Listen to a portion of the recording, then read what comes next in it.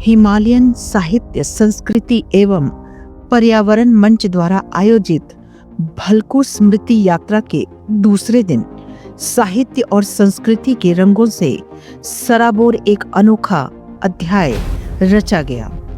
सुबह 8:30 बजे शिमला से 31 लेखकों ने बस यात्रा शुरू की। पहला पड़ाव हिमाचल पर्यटन विकास निगम का ललित कुफरी, जहां कवियों ने अपने भावों की गूंज से वादियों को सराबोर कर दिया।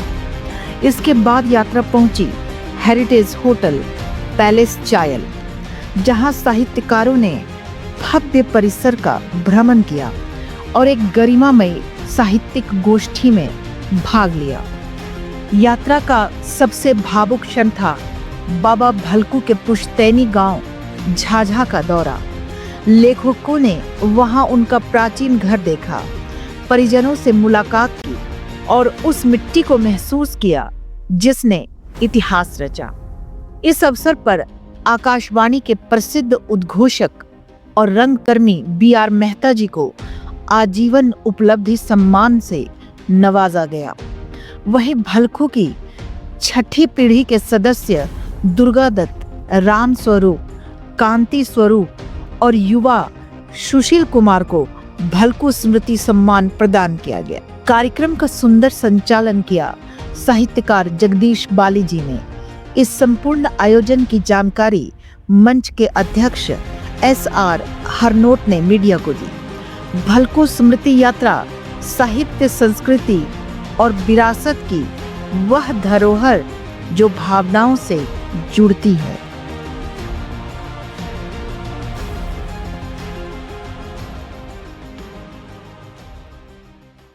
हिमालय साहित्य, संस्कृति और पर्यावरण मंच के सदस्य और मंच के अध्यक्ष S.R. हरनोट जी, आपने पिछले कल बाबा भलकू की स्मृति में रेल यात्रा की और आज इस यात्रा का दूसरा दिन है और आज आप झाझा पहुंचे हैं बाबा भलकू के गांव।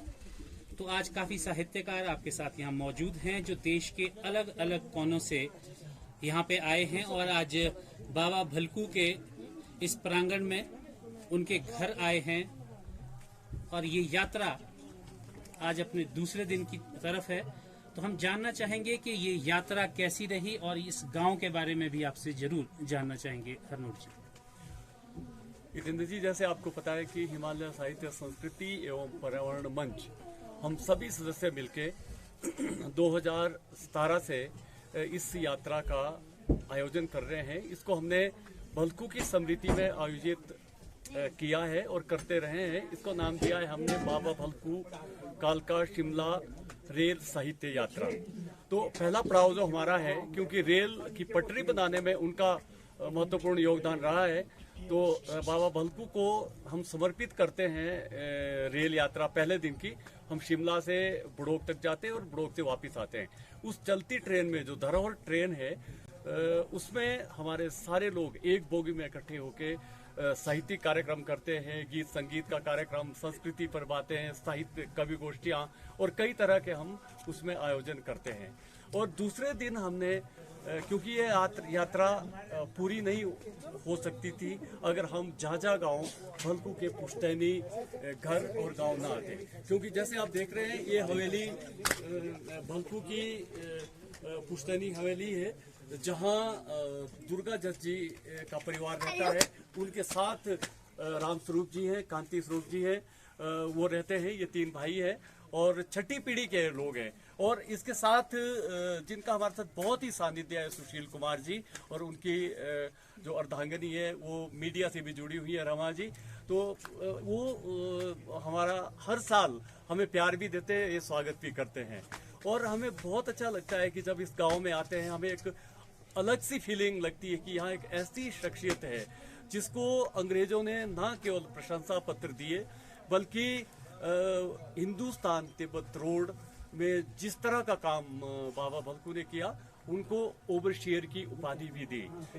उसी शख्सियत को समर्पित करने के लिए ये हमारी यात्रा है और इसीलिए हम हर बार यहाँ आते हैं और उनके परिजनों से मिलते हैं। और हमें झाझा गांव के लोग और इनके परिजन बहुत स्नेह देते हैं हमें, सुशील कुमार जी बहुत स्नेह देते हैं। और इस यात्रा का जो महत्वपूर्ण पड़ाव है हमारा, वो है एक छोटा सा आभार और सम्मान समारोह, और जिसमें हम भलकू की समिति में 5 लोगों को छोटा सा आभार व्यक्त करना चाहते हैं। सम्मान तो हम नहीं कह सकते, हम सम्मान क्या दे सकते हैं किसी को, लेकिन हम आभार के रूप में उनका सम्मान कर रहे हैं, जिसमें PR मेहता जी है, जिनका भलकू की स्मृतियों को जिंदा रखने के लिए बहुत योगदान रहा है। आप चाइल में देख रहे हैं तो भलकू स्मारक उन्हीं की प्रयासों से बना, और उन्होंने एक स्मारिका भी निकाली जिसमें सारे दस्तावेज जो भलकू को अंग्रेजों ने दिए वो उसमें लगे हुए हैं। हम मेहता जी को आजीवन उपलब्धि सम्मान भी दे रहे हैं आज। और फिर हम जो भलकू के परिजन जी है, दुर्गा जज जी, जिनके पास उनके चित्र और डॉक्यूमेंट उपलब्ध है, उनको भी हम सम्मानित कर रहे हैं। उनके साथ राम स्वरूप जी, उनके साथ कांति स्वरूप जी, और फिर हमारे जो युवा साथी है सुशील कुमार जी, उनको हम एक आभार सम्मान आज दे रहे हैं। पड़ोह की टनल जो सुरंग है वो बाबा भलकू के प्रयासों से बनी थी, क्योंकि जो मेजर पड़ोह थे उन्होंने आत्महत्या कर ली थी जब अंग्रेजों ने उनको फाइन लगाया 1 रुपए का।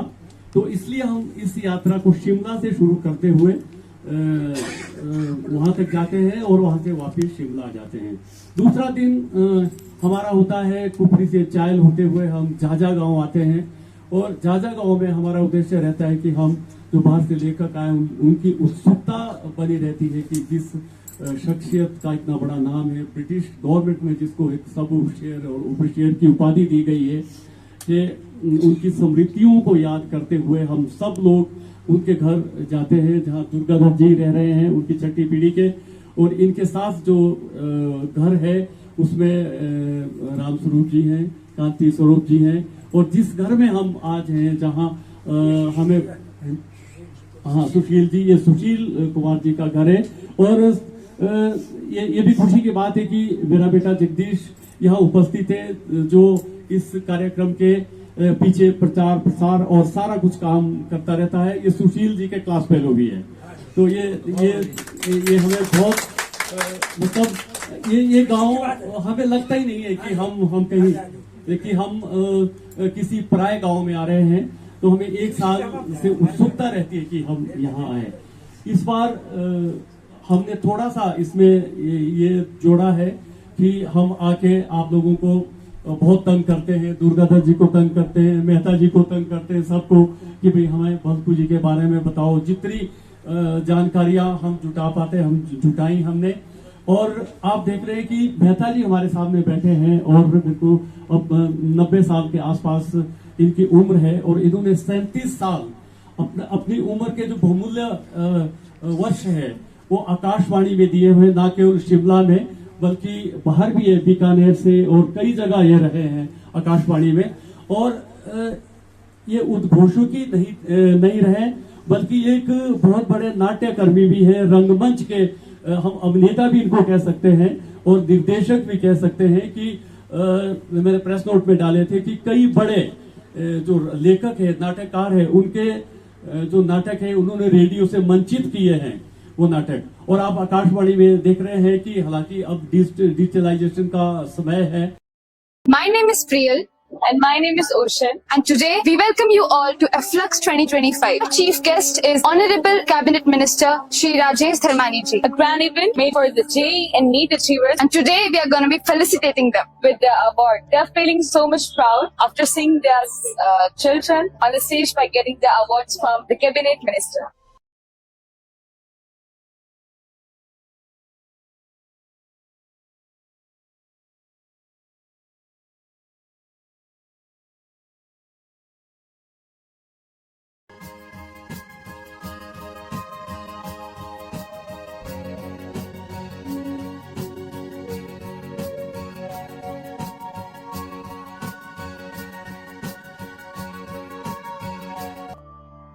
कहते हैं प्रत्यक्ष को प्रमाण की जरूरत नहीं होती। सो जो आज की अचीवमेंट बताई जा रही है, अबाउट मोर देन 85 स्टूडेंट जो हैं एक सिंगल इंस्टीट्यूट से न सिर्फ मेडिकल में बल्कि इंजीनियरिंग में भी गए हैं, तो वो काफी है इस चीज को दर्शाने के लिए कि हमारे बिलासपुर में और सराउंडिंग डिस्ट्रिक्ट्स में अगर हम देखें तो we have a best institute here. Now we see that it's a big name in the education institutes in terms of Himachal Pradesh. It was the first and last choice that I had to send my son to this institute only. Well effort taken by the Pravesh ji, Rakesh ji, wish him all the best for the future. मैं सभी aspirants को बोलना चाहूंगी, अगर आप एक अच्छा platform ढूंढ रहे हो अपनी प्रिपरेशन के लिए तो आप मिनर्वा जरूर एक बार देखें और जरूर आए यहाँ पे, क्योंकि यहाँ पे जो एनवायरनमेंट है टीचर्स का और आसपास जो स्टूडेंट्स हैं वो भी बहुत अच्छे होते हैं और टीचर्स बहुत ज्यादा हेल्पफुल हैं और बहुत फ्रेंडली है, बहुत प्यार से समझाते हैं। Thank you. जय भारत, जय हिमाचल, जय मिनर्वा।